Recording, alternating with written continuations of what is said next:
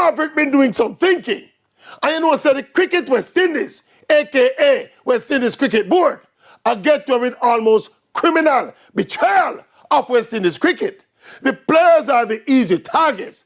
But in that first test against India, do you realize the daftness involved in the West Indies playing against India with the two best spinners in world cricket?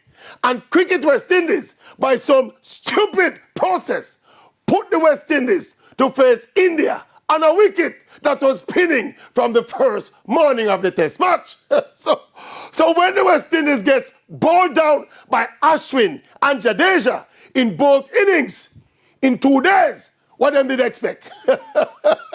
I think someone should be fired or do the honorable thing for this kind of dumb decision. And look, we're not saying if the wicket was more balanced or if it was a green top, the West Indies would blow away India and win. But good God, man, West Indies team not good.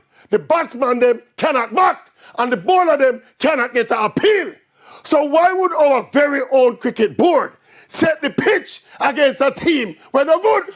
Give the man them a pitch where the match can last 3 days instead of 2.